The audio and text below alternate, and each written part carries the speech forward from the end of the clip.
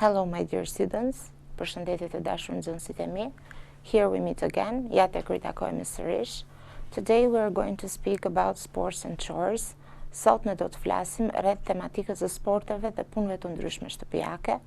As you will probably know, we are in module 4 dhe me sa ju e dini ne jemi në kapitullin e 4 dhe gjithçka që do diskutohet do jetë rreth këtij kapitulli.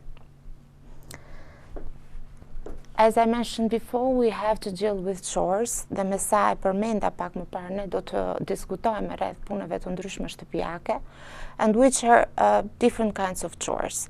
You'll probably know that some of them are like cleaning the windows, ironing the clothes, cooking dinner, doing the laundry, walking the dog, doing the shopping, taking out the rubbish, dusting the furniture, mopping the floor, laying the table, doing the washing up, tidying your room, making the bed, washing the car, and so on and so forth. So today's passage is about extreme ironing. Pra, pjesa që ne do të diskutojmë sot ka të bëjë me të hekurosurin ekstrem. Faktikisht është një lloj sporti i cili praktikohet më së shumti në disa vende të botës. Household chores may be a household bore, dhe siç e dim, punë shtëpiake mund të jenë realisht të mërzitshme ndonjëherë, but not when they become extreme sports, por jo në rastin kur ato rezultojnë dhe bëhen si sporte ekstreme. There are many strange sports in the world and here is one that you might like to try.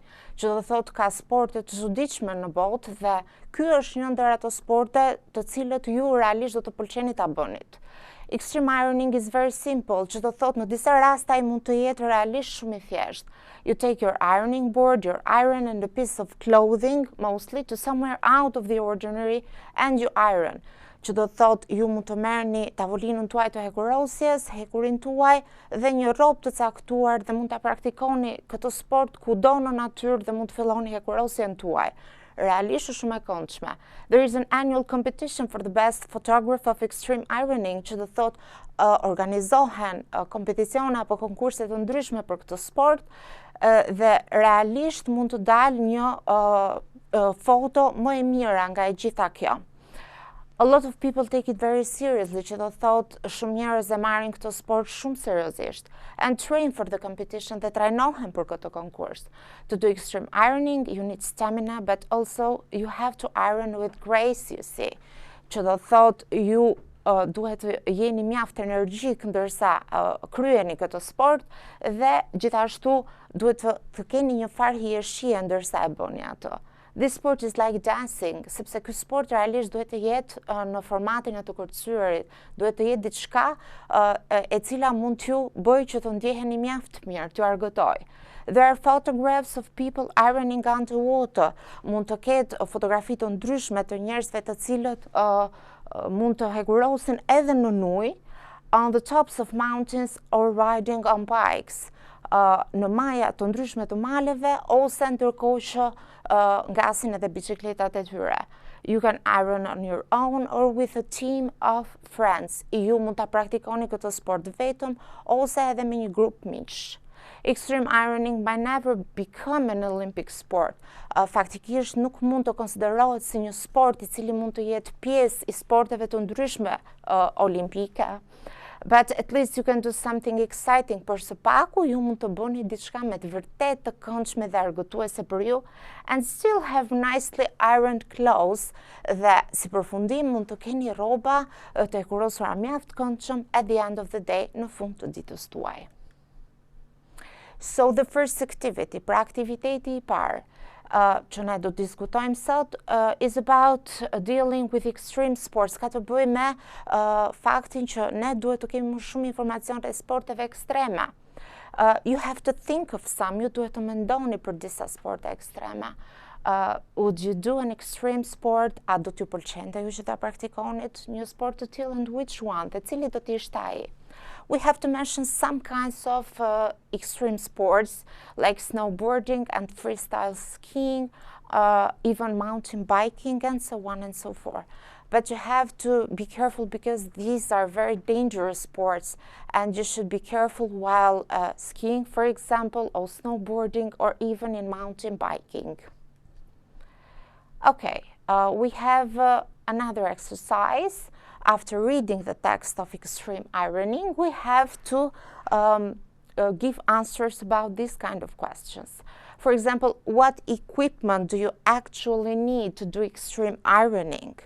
What is the annual competition for? What qualities does this sport require? Where do some people do extreme ironing? Is it an Olympic sport or not?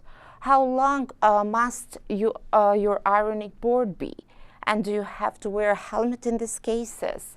How many pieces of clothing do you have to iron? So these are the questions, and you should be careful while responding to these questions, because you should bear in mind the text that we previously read.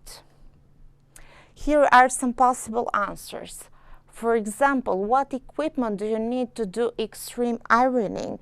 And actually, you have to have an ironing board and a piece of clothing.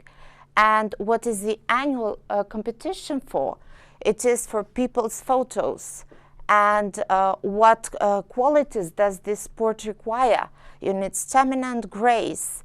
And where do some people do extreme ironing? So the place that they actually practice this sport, they do extreme ironing underwater or even on the tops of the mountains. And is it an Olympic sport? A është ky sport një sport pjesë e lorave olimpike? No, it is not. And how long must your ironing board be? At least it must be 1 meter long. And do you have to wear a helmet?